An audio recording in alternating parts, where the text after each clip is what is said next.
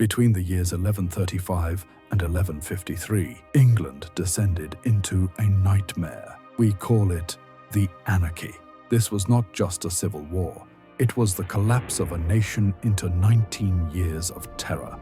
And for the ordinary person, it was hell on earth. Forget the chivalrous knights of storybooks. We're about to uncover 4 brutal, verifiable facts from this period that reveal a time when, as one chronicler wrote, it seemed that Christ and his saints slept. Fact number 1. The torture castles. A castle was meant to be a symbol of protection, a fortress for the realm's defense.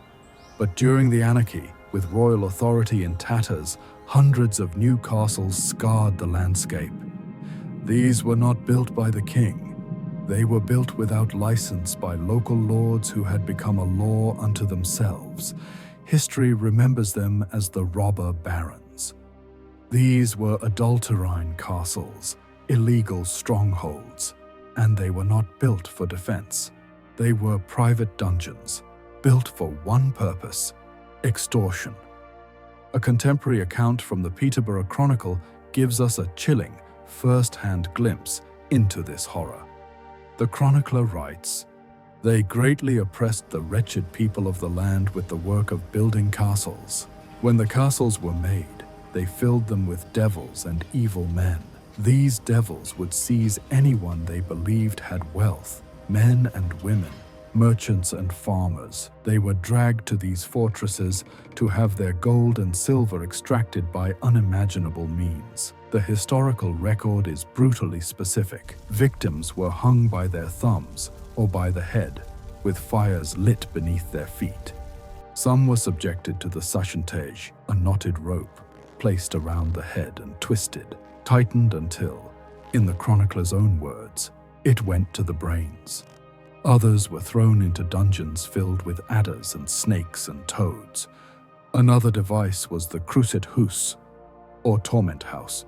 This was a chest, too short for a person, filled with sharp stones. The victim was forced inside, and the lid was closed, crushing their body until every limb was broken. These weren't castles. They were factories of pain, run by lords who had become monsters. The very symbols of noble authority had become the heart of the darkness swallowing the land. Fact number 2. The Warlord of the Fens. While many lords were guilty of atrocities, one man's name became a byword for pure, calculated brutality: Geoffrey de Mandeville, the Earl of Essex. De Mandeville was the ultimate opportunist, a master of betrayal who expertly played both sides of the Civil War, King Stephen and Empress Matilda, for his own personal gain. But his ambition became his undoing. After one betrayal too many, King Stephen finally had enough. He declared Geoffrey de Mandeville an outlaw and stripped him of his castles. An ordinary man would have fled into exile, but de Mandeville was no ordinary man. Enraged, he retreated to the remote, marshy wilderness of the Fens. He unleashed a campaign of terror so savage, it shocked even his contemporaries. He and his men descended on the town of Cambridge. They sacked it and burned it to the ground. They ravaged the entire countryside, showing no mercy. His men plundered the great Ramsey Abbey and other monasteries, desecrating holy sites and slaughtering anyone who stood in their way. His rebellion seemed as if it would never end, but it did. Not in a great battle, but with a moment of pure chance. During a minor siege, a lone archer fired a stray arrow. It found its mark, striking de Mandeville in the head. The man who had orchestrated so much death and destruction was brought down by a single, random arrow. Fact number 3. The land was all laid waste. The most devastating weapon of the Anarchy wasn't the sword or the siege engine.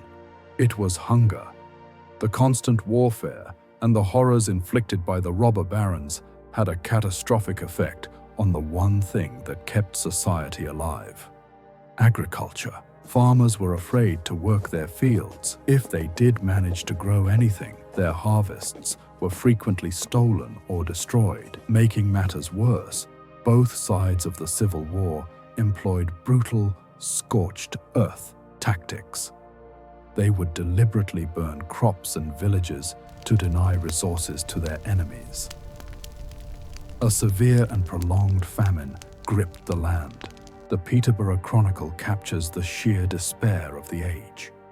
The author laments, "Wherever the earth was tilled, the earth bore no corn, for the land was all laid waste by such deeds.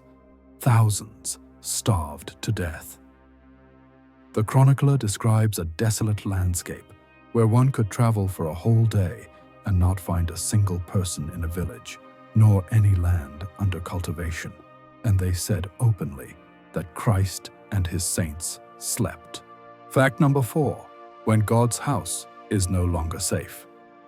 During the Anarchy, desperate for wealth, the robber barons and their men began to see churches not as houses of God, but as treasure houses. Armed knights would storm abbeys, stealing precious religious artifacts. But what came next was, for the people of the time, the ultimate horror. After looting these sacred places, the raiders would often set them ablaze, burning the church or abbey to the ground. This widespread sacrilege was the final proof that the world had been turned upside down. When men no longer feared God, what hope was left? Torture castles run by devils, a warlord's private reign of terror, a famine so complete it felt like divine abandonment, and the desecration of the most sacred places in the land. This was the Anarchy. For the nobles, it was a struggle for power, but for the people on the ground, it was a 19-year fight for survival in a land where law, order, and basic human decency had vanished. It is a terrifying factual reminder from history of how fragile civilization truly is, and how quickly it can be consumed by fire when the center fails to hold.